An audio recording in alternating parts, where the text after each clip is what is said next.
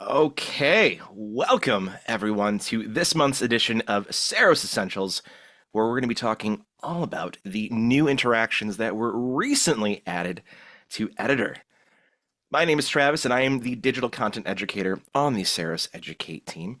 If you've been hanging out with our Educate community for a while, you've probably seen me around. I facilitate a lot of our trainings and do many of these webinars. I've even led a few guided design courses. So if you're a return visitor, welcome back. And if you're new to the party, welcome. We're happy to have you here. Speaking of party, this is what we got on the agenda for today. First, we're going to go over what Ceros Essentials are, because it may very well be the first time you've checked out one of these webinars. Then I'm going to give an overview of the new editor interactions, kind of detail what each one does. And then I'll also state why they are essential, because we like to do that with these Ceros Essentials webinars, kind of giving little value propositions on why we feel that the functionality and tools that we're covering are essential for you to know about. After that, I figured it'd probably be best just to show you guys how they work in Editor. So I've put together a little experience in Editor that I will actually share with you all if you want to test out these interactions alongside of me. So we'll take care of that after going through the overview and why these interactions are essential. And as we're going through this webinar today, if any of you have questions on the interactions or how to set them up, feel free to drop those in the Q&A box, and we'll have some time at the end for Q&A to address those then. But with all that out of the way, let's get started and start by talking about what the heck are Ceros Essentials. So the purpose of these is to essentially expand your Ceros toolkit. You can see these as focused webinars that are designed to provide users with valuable insight on what we consider to be essential Ceros Suite functionality, features, or design tips. And by attending these webinars, you can broaden the use cases and scope of the work that you do with our platform. So you can kind of think of each session as equipping yourself with a new tool belt in your Ceros tool belt that you can tackle a new project with. So that's the purpose of these webinars. As far as what you can expect to get out of these sessions, each month we'll take a look at different aspects of the Ceros suite. So for example, if a new feature release that we think is awesome, such as the one we're covering today, we'll tell you all about it and how to put it to use.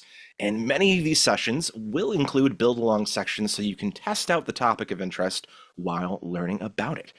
These webinars will cover topics from all of the products in the Ceros suite, so Studio, Editor, Markup, and Gemma. And we will be doing these on a monthly basis. And next month, we're doing a very special webinar on a brand new feature that's going to totally change the game within Studio and Editor, and that is the Asset Library. And that's coming up June 13th. And then we've got more to come. So these, again, will be recurring on a monthly basis where you can check out something that we think is essential for you to know about Ceros related. But let's talk about the topic of interest today. We've got some new interactions in play in Editor. Now, these interactions have been around for a while in Studio, but we recently added them to Editor to really expand the interactive editability of your experiences in Editor. So we've got two categories of interactions that we're going to cover today. We've got our visibility interactions, which are used to show and hide content, like in the case of something like a pop-up. And we've got linking interactions, which are our navigation interactions. So over here on the visibility interactions end, we've got our show and hide interactions. And again, if you've used Studio, you know these interactions probably very well. Show will show the targeted asset or assets on click or on hover, and hide will hide the targeted asset or assets on click or on hover. On the link interactions end, we've got go to page, which will navigate the user to the specified page in a multi-page experience on click. And then we've got our go to URL interaction, which will open up the specified URL in the same or a new window on click. Now, I'm going to walk you all through how to edit and add these interactions to components in your editor experiences.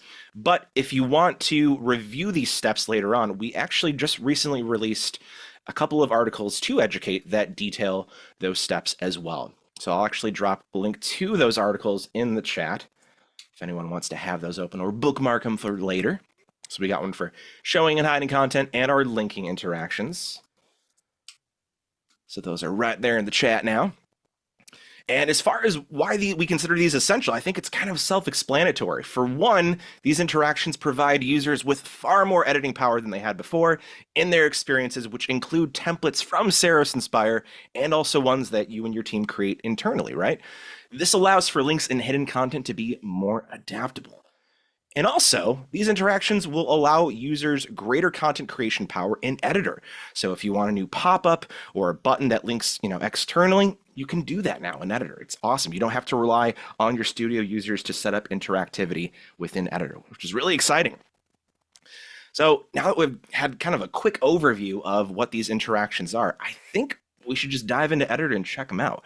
So like I said, I put together a very special, very small experience for today, and I'm going to share an import link for that experience in our chat right now. So if any of you would like to test these interactions out as I'm demoing them, you are more than welcome to and encouraged to. So if you give that link a click that I just shared, and you're logged into Ceros, your admin should ask you, hey, where do you want me to put this? So from there, you can select a project folder that you want to put this into or create a new one, completely up to you. I'm going to put this in my editor demos folder and click import. And then after about 5 to 10 seconds, we should have our editor interactions demo. And then we can open up the little demo for today. That being said, if you're someone like me who has both studio and editor permissions, if you just hover over this tile and click the studio button right here, that's going to take you into studio. And we want to open this up in editor, obviously. So if you have editor and studio permissions in your account, you're going to want to click on the options menu on this tile right here, click edit, and then we'll actually open up this experience in editor. Cool. So this is going to be a really, really quick demo because, again, there's only 4 interactions that were added, but they're all very critical. So I did want to give attention to each one of them. And in this experience, if you click on the Pages panel right here on the left side of Editor, you'll see that we've got 2 pages where we're going to go over editing interactions and adding interactions. So I think we should start this off by opening up or expanding, I should say, the real-time preview here in the bottom right corner of Editor. And the first thing that we're going to edit is this Show More button, which currently has a show interaction applied to it. And this has a click trigger. So if you give this a click, you can see a little pop-up that I displayed over this sandy beach. I was going for kind of a summery theme. The warm weather's finally rolling in here in my home state of Michigan. So I was like, you know what? I'm just going to try to put out the warm vibes today with this experience. So if you give that little button a click, you will see this pop-up overlay this sandy beach with our show interaction. And in here, you might need to, set up an additional hide interaction either on this pop-up or, in some part of the pop-up, maybe like a close icon in the upper right here. But we could also set the show interaction to be a hover trigger. That way, whenever a user hovers over this button and then hovers off of it, it will then show and then hide that content. So for our first adjustment here, we're going to edit the trigger of the show interaction. So let's pop back into edit mode. And then what we're going to want to do from here is click on this Show More button here on our canvas.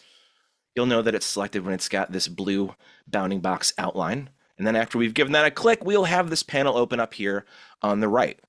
And if you've used Editor before, you'll recognize the Design tab, but this Interact tab is pretty new. So if we give that a click, we'll see that we've got our show interaction currently applied to our Show More button right here. So to edit this, all we need to do is hover over this interaction right here, give this little pencil icon a click, and then we'll be greeted with a couple of drop-down menus and also a targeting menu right here.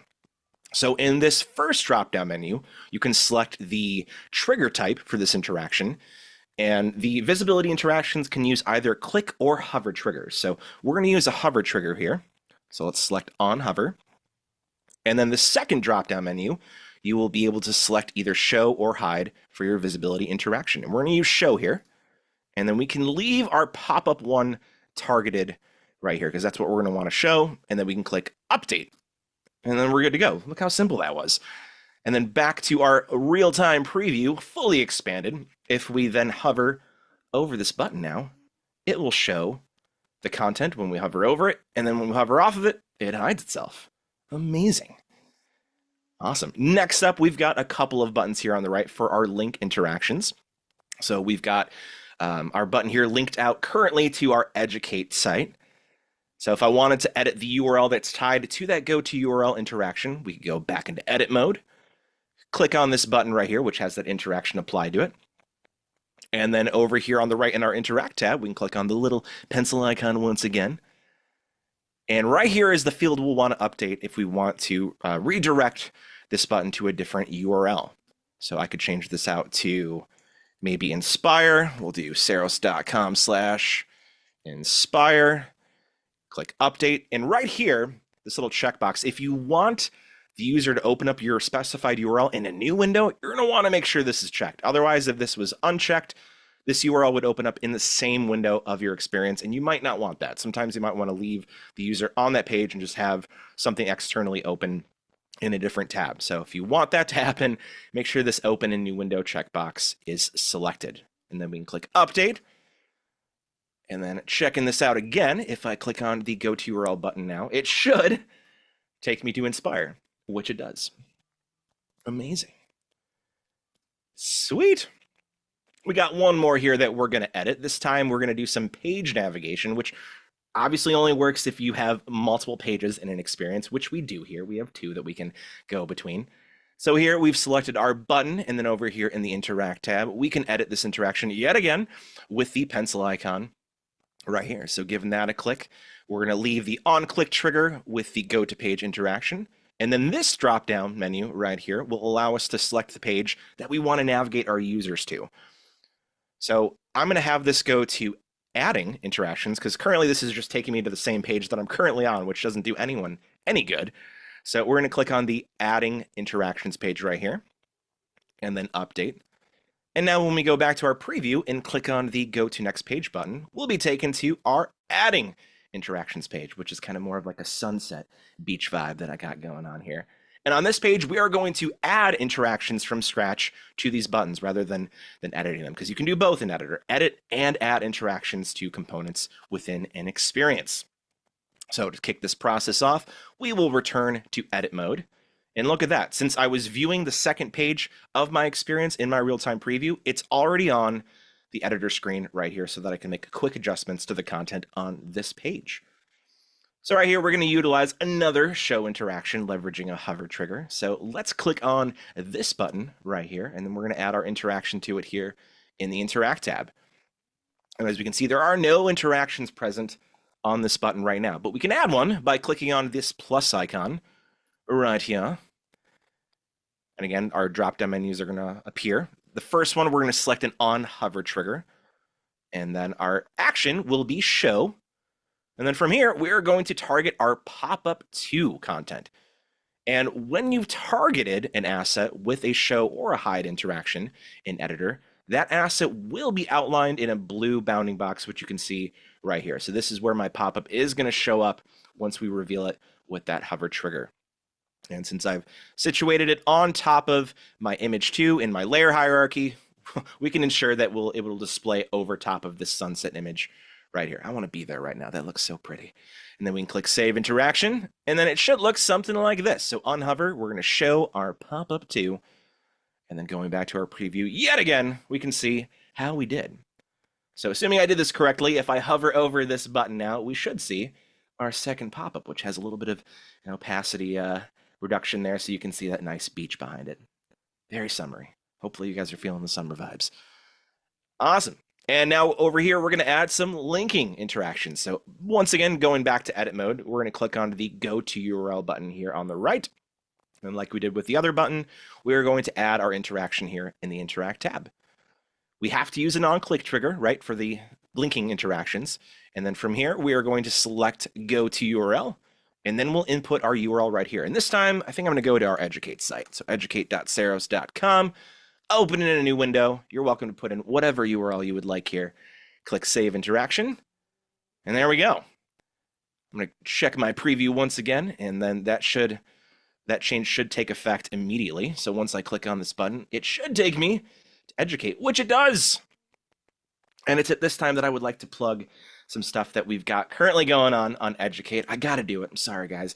We are in the midst of our current creative challenge, which is a our Ceros Hockey League. So we do these on a monthly basis. We have a lot of fun with these events. I know there's a couple of folks tuning in that come to our creative challenges regularly. So thank you guys for coming back. We love having you here. But if you would like to participate in this, you can sign up for an account with us. Totally free to do so. Make a slide deck about a fictional or real hockey team that you create, and then submit it here, and you can earn the Ceros Hockey League badge. So that is what's going on right now with Educate, along with constant updates to our articles and videos. Lots more to come about Editor and the asset library in the coming months. So be on the lookout for all of that stuff. Awesome. Cool. Enough of that plug, though. Back to the interactions. We got one more here to do. So going back to edit mode, we're going to select our final button right here. And this time we are going to navigate to the previous page in this experience. So with my go to last page button selected, we're going to navigate over to the interact tab here, click on the add interaction, and then I'm going to select the action to go to page. And then from here, I can select the page that I want to navigate to, which in this case will be the editing interactions page, because we're currently on the second adding interactions page. So after I give that a click and save interaction, we now have multi-page navigation set up between our two pages. Look at that. And look how quick that was. We did that in just a couple of minutes. So hopefully by going through this little demo today, you guys have seen just how easily it is to edit and add interactions to elements in an experience. I mean, the whole point of Editor is to really provide users with a content creation tool that isn't a super huge lift for folks that don't have maybe a ton of design expertise. So this only further enhances what you can do with Editor in terms of creating interactive content. So it's really exciting. This is only the beginning of what's to come with expanding interactions and also animations in Editor. So we're very excited to see what's going to happen to Editor in the coming months. Awesome. Sweet. So that was our short and sweet demo, guys. And it's at this point that I would like to turn it over to our audience and answer some questions that I see popping up in our Q&A chat. So I'm going to start here with the top one. Are you able to edit interactions on hotspots? Not currently. So at this time, you can only apply interactions to actual assets that are non-hotspots. So images, text boxes, groups. You can easily apply interactions or edit interactions on those layers for now. But that functionality is planned. We are absolutely going to add functionality to edit hotspots in the future, because we know hotspots are a big deal with a lot of you folks out there, and a lot of our templates use hotspots too. So to make this process even more easier on y'all, we are going to add interaction editing and adding to hotspots. Awesome. Next question. What if I want to add/edit an interaction on an asset within a group in Editor? How do I do that? That's a great question. So, for instance, I've got this pop-up right here, and let's say I wanted to add an interaction to maybe one of these text boxes in here. If I just clicked on that whole group in Editor, it would select the entirety of that group. But if I wanted to select just one layer within this group, I could hold down the Command key on my keyboard, select the asset that I want to add an interaction to, like so. So now I've got this text box selected, and then I can add an interaction to that specific layer in my group. And this would work for, a close icon or anything else that you have in a group as well. Awesome. Next up, we've got how do I create a group in Editor? Another great question. There's a couple of ways you can do this. So you're going to first want to select all of the content that you want to group together. And you can do that by either holding down the Shift key and selecting multiple things at once, or you can click and drag out an area around the assets that you want to group together. And then once you have all of the content selected that you want to create a group from, you can either right-click on those assets and select group, or you can use the keyboard shortcut, which is Command-G, to group that content together. Next question. Are you able to edit animations in Editor? Oof, not yet, but it is coming. So obviously we just rolled out interactions in Editor, and our product team is hard at work expanding the tool set within Editor. So adding animations will definitely be something that's on the roadmap and coming shortly in the coming months. Cool. Got another one that says, hey, say you had a 10-page document and you only wanted people to navigate to the pages with the interactions rather than the arrows on either side of the page. Is there a way to disable those arrows? Oh, so I'm assuming you mean the arrows in the theme panel, which are currently only available in Studio. So this is something you would actually have to do in Studio, not in Editor, because there's no theme panel currently in Editor.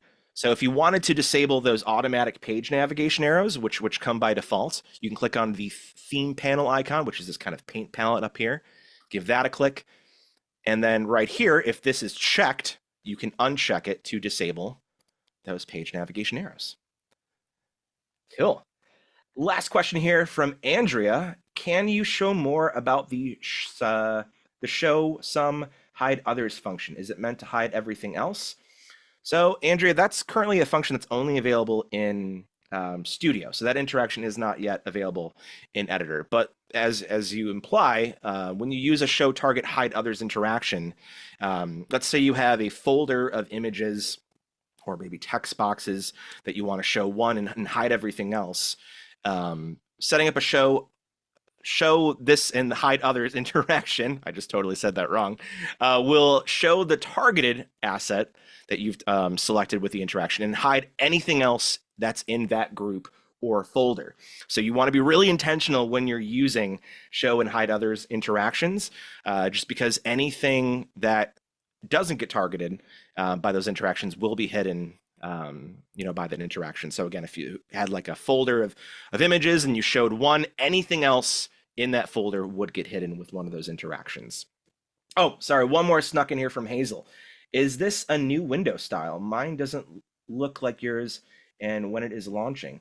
Are you talking about Editor right here? You might have opened up the experience in Studio. So if you're seeing something that looks like this is Studio right here. And if you want to pop into Editor, if you have both Studio and Editor permissions, you're going to want to click on the options menu right here. And then to get into Editor, you're going to click on the edit mode right here. So, oh, got it. Perfect. Yeah. So that's my issue too, Hazel. I've got both Studio and Editor permissions, and sometimes I forget to to click into the options menu when I go into Editor, because just clicking into this will take me right into the Studio. And some cases you want to just go into Editor. So yeah, Hazel, this is where you'll want to do that. Click into the options menu, click Edit, and then you can pop into Editor. Awesome. Well, I think that's all of our questions. So thank you guys so much for joining us today. I hope you had a fun time checking out these new interactions in Editor. Like I said, this is only the beginning. We are going to be adding much more functionality to Editor to make it even greater down the road, and we're excited to see everything that comes that way. So until next time, we hope you guys have a great week. Hopefully you'll come back next month for our upcoming Asset Library webinar. It's going to be a lot of fun. I think, like I said earlier, I think it's going to really change the game in terms of, creating content in the platform. So I'm really excited to go over that with you guys. But until then, check out educate.ceros.com for all of our guides, videos, that creative challenge if you want to be a part of it. And we hope to see you guys soon. Have a great day, everyone.